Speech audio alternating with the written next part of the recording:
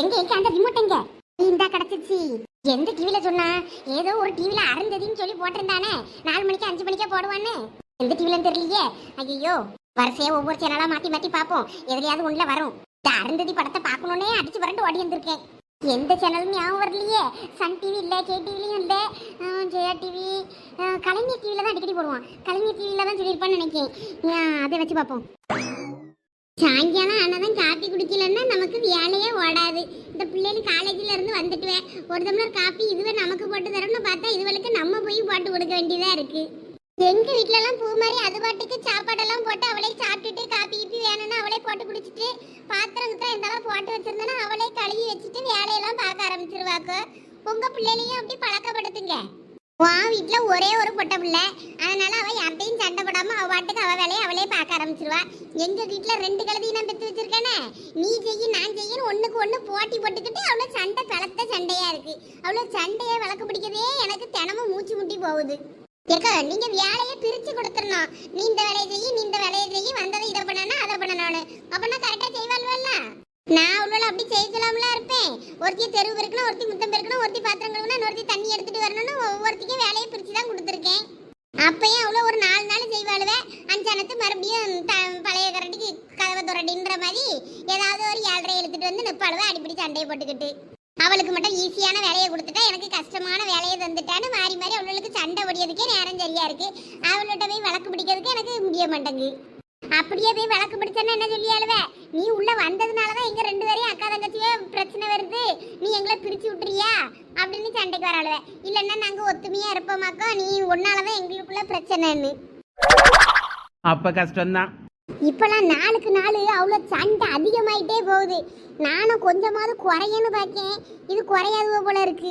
அதெல்லாம் அடுத்த வீட்டுக்கு போனதும் சரியாயிருவாளுவக்கோ. இப்போ சின்ன பிள்ளைல ஒன்றுக்கு ஒன்று போட்டியும் பொறாமையுமா இருக்கும். கல்யாணம் ஆகி ஒரு இடத்துக்கு போயிட்டாலுவேன்னு வைங்க, அதுக்கப்புறம் அக்கா தங்கச்சி பாசெல்லாம் தெரிய ஆரம்பிச்சிடும். எனக்கு தெரிஞ்சு இதுவெல்லாம் திருந்தாது. இதுவெல்லாம் நம்ம சாவ வரைக்கும் இதுவெல்லாம் இப்படி ஒத்துமையா இருந்தாலும் நம்ம பார்த்துட்டு சாவ முடியாது. வெட்டு பலி போடாமல் இருந்தால் சரிதான் இருக்கேன் நானே. எக்கோ, உங்களுக்கு ஒரு விஷயம் தெரியுமா? என்னெல்லாம் பெரிய பொண்ணு? அடா, பெரிய பொண்ணு என்ன ரகசியம் சொல்ல போறா? தெரியுமான்னு எக்கா, நமக்கே தெரியாதே. என்னது? பக்கத்து தெருவுல கோமதி பிள்ளை ஒண்ணு இருக்கு பாருங்க, அந்த பிள்ளை ஒரு பையனை இழுத்துட்டு ஓடி போயிட்டாலாம். உங்களுக்கு தெரியுமா? அட, இவ ஏதோ புது கதை சொல்ல போறான்னு பார்த்தேன்னா இறந்து புதைச்ச கதையை போய் சொல்லிக்கிட்டு இருக்கா. சரி, அவ ஓடி போய் 1 வாரத்துக்கு மேல ஆகுது. அவ அப்பயே குழந்தைய பெற்றிருப்பா. 1 வாரத்துல எவ்வளோ பிள்ளைய பக்கா? 4 முடி. உங்களுக்கு தெரியாதா கோமதி பிள்ளை அந்த பிள்ளை ஓடி போனது? அது அப்பயே ஓடி போயிருச்சு நம்ம டூருக்கு போறதுக்கு முன்னாடியே. உங்களுக்கு அந்த விஷயம் தெரியாதாக்கோ? ஏன், அந்த பிள்ளை இப்பதானே 12 முடிச்சிருக்கான். 12 சின்ன பொண்ணு கூட தானே படிச்சிருக்கான். என் வீட்டு பிள்ளையோட சின்ன பிள்ளையாச்சாது. ஆமா லட்சம், அது சின்ன பிள்ளை தான். படிக்கும்போது அது 8வது படிக்கும் போதுல இருந்தே லவ் பண்ணியிருக்கான். ஆமாக்கா, நானே அந்த பிள்ளைய ஃபர்ஸ்ட் ஸ்டாண்டர்ட்ல அப்புறம் அங்க இங்கன்னு நிறைய இடத்துல ஒரு பையன் கூட பேசிட்டு நிக்கத பாத்திருக்கேன். பையன் நல்லாவே இருக்க மாட்டானா, அது அவனுக்கு நல்ல வியாழ கூட கிடையாதான். அழகாலாம் முக்கியம், குணம் தான் முக்கியம். பிள்ளைய வச்சு நல்லா பாத்துக்கிடுவானான்றது தானே தேவை. சரிதாமுக்கு, ஆனா அதுக்குன்னு நல்ல வியாழையாவது இருக்கணும்ல, பொறுப்பா இருக்க பயலாவது இருக்கணும். சொந்த வீடு மட்டும் இருக்கு அந்த பயலுக்கு. அது அந்த பக்கம் நம்ம போவோம் தெரியுமா, உடம்புடியில் அந்த பக்கம் கனரா பேங்க் இருக்கும் பாருங்க, அந்த பக்கம் தான் வீடா. அங்க இருக்க பையன் எப்படி இங்க இருக்க பிள்ளைய போய் பிடிச்சான்?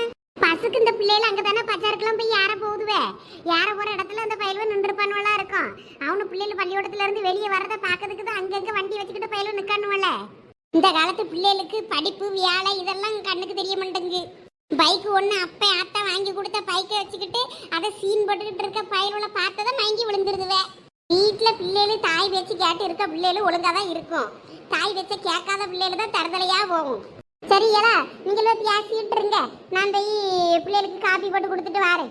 எம்மா, இங்கதான் இருந்து கதை அடிச்சுக்கிட்டு இருக்கியாக்கோ? அங்க காலேஜ்ல இருந்து வரத பார்த்தாலத வீட்டுக்கு வர முடியா? அந்த காப்பி போட்டுதாம்மா போலா நீ வீட்டுக்கு. எனக்கு வர தெரியும். இப்ப எதுக்கு எரிஞ்சு விடுறா? வான்னு தானே கூப்பிட்டேன். ஏன் எனக்கு வர தெரியாத? காப்பி வேணா போட்டு குடிக்க வேண்டியதானே? பெரிய ஆளுங்க பேசிட்டு இருக்க இடத்துல சின்ன பிள்ளைக்கு உனக்கு என்ன வேலை? போலா, வாரேன், வந்து காப்பி போட்டு தாரேன். ஒரு வேலையும் செஞ்சு கிளிக்காண்டாளுவ வந்துருவாளுவ.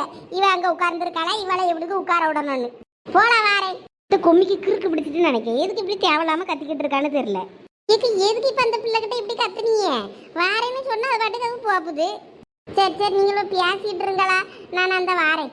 எக்கா எங்களுக்கும் ஒரு டம்ளர் காப்பி, கடுங்காப்பியாக இருந்தாலும் ஓகே தான்.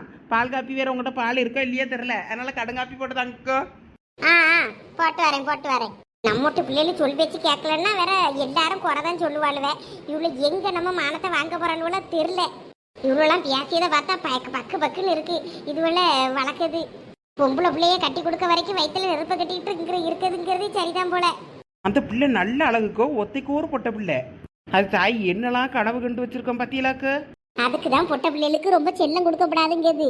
கொஞ்சம் அதுவெல்லாம் நான்லாம் பூ மாதிரியே எப்பயும் நான் ஏன் அவன் மேலே கோவப்படுவீங்க.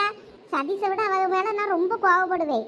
காரணம் என்னன்னா, அம்மா நல்லா பாசமாக இருந்துட்டேன்னா நம்ம அம்மா தானே, அவளை சமாளிச்சுக்கிடலான்னு அதுக்கு ஒரு ஏதாவது திருட்டு வேலை பண்ண தோணும். நான் அவட்ட எரிஞ்சு விழும்போது அவளுக்கு என்கிட்ட ஒரு பயம் இருக்கும். நம்ம அம்மா அடிச்சு விடுவா, தோலை உரிச்சு விடுவா, ஏதாவது தப்பு பண்ணுனான்னு. அதுக்கு தான் நான் அவளை எப்போ பார்த்தாலும் எரிஞ்சு விழியது. அவளும் என்கிட்ட சொல்லுவா, ஏம்மா நீ சதீஷ் மேலே மட்டும்தான் பாசமாக இருக்க, என் மேலே இல்லைன்னு. ஆனால் நமக்கு அப்படி பெற்றவளுக்கு இருக்குமா? நம்ம பையன் நம்ம வீட்லயே நம்ம கண்காண இருப்பான். இது இன்னொரு இடத்துக்கு போறவில்லை. அதை நம்ம தானே கண்ணும் கருத்துமா வளர்த்து பத்திரமா ஒருத்தன் கையில பிடிச்சு கொடுக்கணும். அதுக்குதான் அவகிட்ட கொஞ்சம் கண்டிப்பா இருக்குது.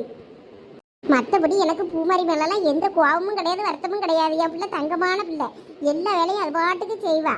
நம்ம லட்சுமி அக்கா விட்டு பிள்ளைகள் கூட ரெண்டும் சண்டை போட்டுக்கிட்டு ஒன்றுக்கு ஒன்று நீ செய்ய நான் செய்யணும் சண்டை போடும். அது மாதிரி பூமாரி பண்ண முடியா. சதீஷுக்கு துணியெல்லாம் வந்துட்டு சண்டை போட்டாலும் அவன் துணியெல்லாம் அழகாக துவைச்சி மடித்து அயன் பண்ணி அவனுக்கு எல்லாம் எடுத்து வைப்பான்.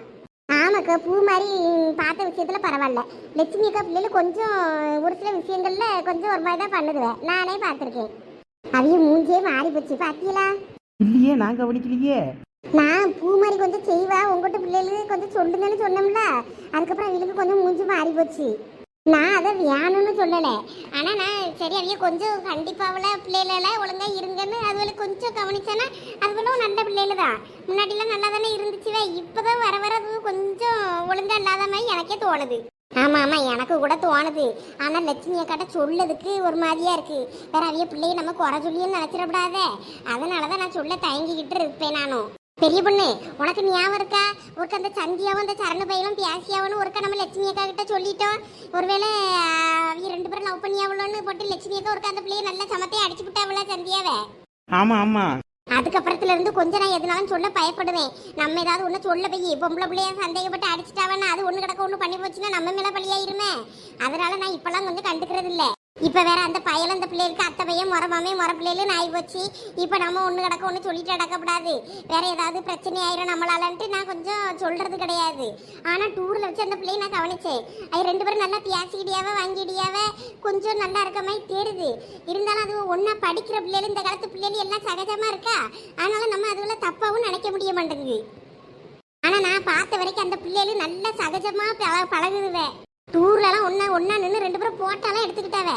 நானே அதை என் கண்ணால பார்த்தேன். அப்படியாவுமா? நான் பார்க்கலையே. உன் புருஷனை நீ தூக்கி வச்சுக்கிட்டு போட்டோ எடுத்துக்கிட்டு நின்ன பேரு. அப்ப நான் தானே போட்டோ எடுத்துக்கிட்டு நின்னேன் உங்களுக்கு.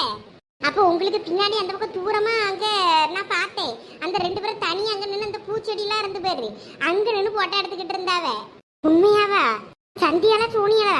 சந்தியாக்கோ? சந்தியா தானே அந்த பையன் கூட படிக்குது. ஒருவேளை இருக்குமோடே. சரசக்கோ சும்மா இருங்க. லட்சுமி அக்காவுக்கு தெரிஞ்ச அவ்வளவுதான், வருத்தப்படுவாவ. நீ எதுனாலும் என்கிட்ட சொல்லுவியலா? ஏன் என்கிட்ட இதை சொல்லல? கூட இருக்க நாமளே வேற லட்சுமி அக்கா பிள்ளைகளை பத்தி குறை சொல்லியே நினைச்சிடப்படாதுல்ல அவிய. இப்போ ஒருத்தர் காத்துட்டு ஒருத்தர் சொல்லி இன்னொருத்தர்ன்னு போயிட்டுனா வேற அது என்னைக்குன்னா லட்சுமி அக்கா காதுல போச்சுன்னா அது தப்பாயிரும்ல. அதுக்கு தான் நான் சொல்லலை. அதான் இப்போ எல்லாத்தையும் சொல்லிட்டியே எங்க கிட்ட. சரி நமக்குள்ள தானே, நீங்கள் போய் யார்ட்டையும் சொல்லாதீங்க. இப்போ உள்ள பிள்ளைலாம் ஃப்ரெண்ட்லியா எடுக்காங்க, அதனால அதெல்லாம் ஒன்றும் இல்லை. நானும் அப்படி நினச்சிட்டு தான் நம்ம கண்ணு மூக்கு வாயின்னு எதை வச்சு பேசப்படாது அப்படின்னு நினச்சிக்கிட்டு தான் வாயை முடிக்கிட்டு அமைதியாக இருந்தேன். இப்போ நீ இந்த கோமதி கதையை இழுத்ததுன்னு தான் இந்த கதையும் சொல்லிட்டேன். அந்த பிள்ளைங்க நல்லா கலராக அழகாக நல்லா படிக்க பிள்ளை, நல்லா அழகான பிள்ளை, சொல் பேச்சு கேட்டு நல்லா அமைதியாக இருக்க பிள்ளை தான். ஆனால் பாரு, அது இந்த பையனை கூட்டிட்டு அந்த பையன் கூட ஓடி போயிருக்கு. அந்த பையனுக்கு சொந்தமாக ஒரு வீடு மட்டும் இருக்கான். வேற ஒன்றும் சொத்து பத்து ஒன்றும் கிடையாது. அந்த பையன் பெருசாக படிக்கலையா, ஒரு நல்ல தொழில் ஒன்றும் கிடையாதான். சும்மா ஒரு பைக்கை வச்சுக்கிட்டு சுற்றிக்கிட்டு திரிவானா, ஏதோ ஒரு நினச்சா ஒரு வேலைக்கு போவானா வருவானா. அந்த பையன் கூட போய் ஓடி போயிருக்குன்னு சொல்லிக்கிட்டு எங்கள் மாமியார் அன்னைக்கு ஒரு நாள் சொல்லிக்கிட்டு இருந்துச்சு. அதான் எனக்கு தெரியும். கிளி மாதிரி பிள்ளைய பெற்று அதை குரங்கு கையில் கொடுத்த கதையெல்லாம் ஆகி போயிருது பற்றிய. ஆமாக்கா, இந்த காலத்து பிள்ளைகளோட வளர்க்கறது ரொம்ப கஷ்டம்.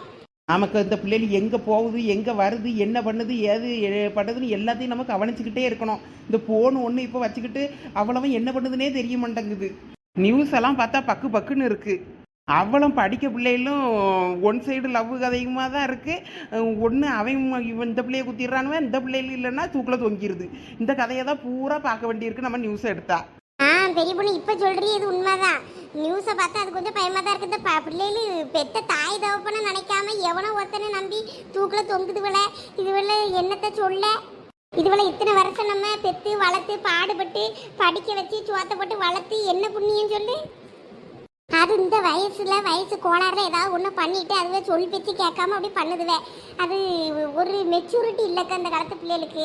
அதை எடுத்து சொல்லணும் பக்குவமா பிள்ளைகள்கிட்ட. அவசரமான காலத்துல எல்லாம் அவசரமா நடந்துருது. அதுவும் மனசுக்கு ஒரு எதையும் தாங்கிக்கிற சக்தி இல்லைக்கு.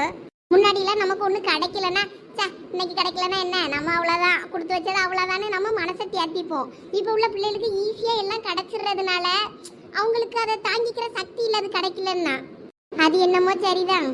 அதான் அதுகளுக்கு கேட்ட நேருக்கு எல்லாம் செஞ்சு கொடுக்கப்படாதுங்கிறது. அது நம்மளோட முடியாது, நமக்கு அது செய்ய முடியாதுன்னு நம்மளோட இயலாமையே அதுகளுக்கு புரிய வைக்கணும்.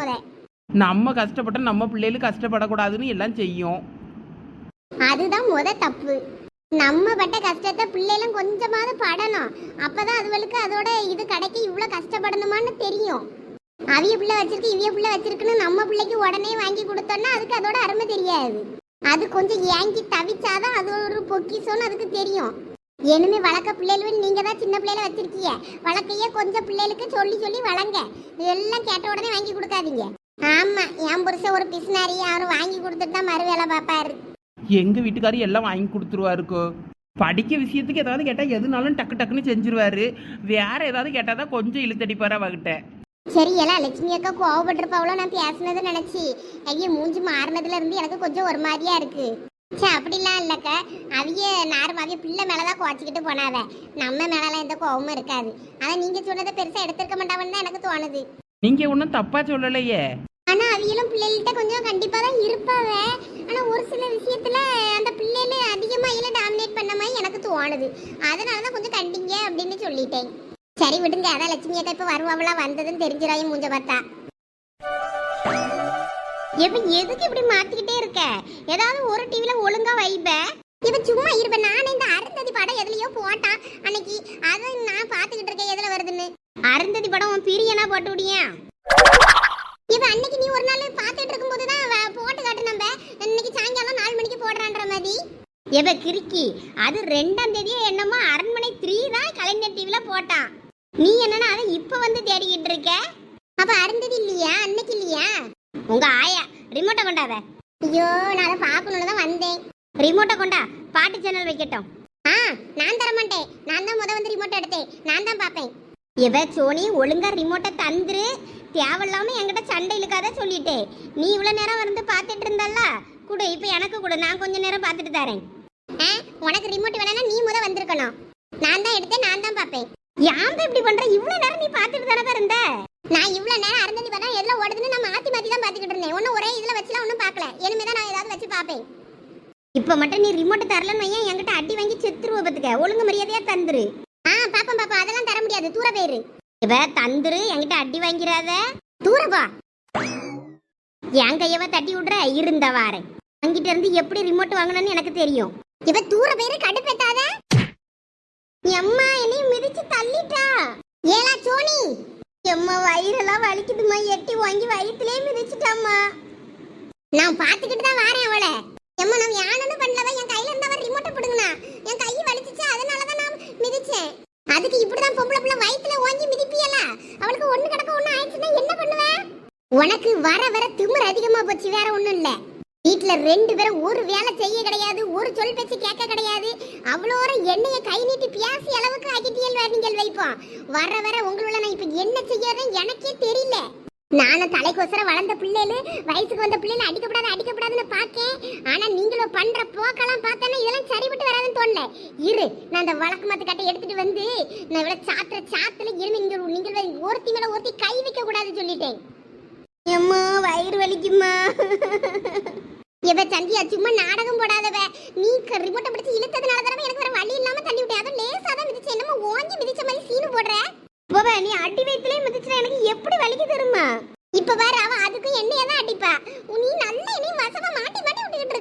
நான் உன்னை எத்தனை முறை நிறைய விஷயத்துல இருந்து காப்பாத்திருக்கேன். உனக்கு கொஞ்சமாவது நன்றி இருக்காத. உன்னையும் மாட்டி விடணும்னா எனக்கு ஒரு 2 செகண்ட் ஆகாது. அம்மா பாவம் அவ வருத்தப்படுவாளன்னு நினைச்சுதான் உன்னை நான் விட்டுட்டு இருக்கேன். ஆனா நீ ரொம்ப பண்றவ. நீ இப்படியே பண்ணிக்கிட்டு இருந்தேன்னு ஐயா ஒரு நாள் என்ன நடந்தாலும் சரின்னு சொல்லி மாட்டி விட்டுருவோம் பத்துக்கு உன்னைய. ஏன் வாங்க எம்மா இப்ப என்னத்துக்குமா கயிறு? அதெல்லாம் உனக்கு எதுக்கு? வான்னா வா. எம்மா எனக்கு பயமா இருக்குமா. எதுக்குமா கயிறு? உன்னைய வான்னு சொன்னேன்.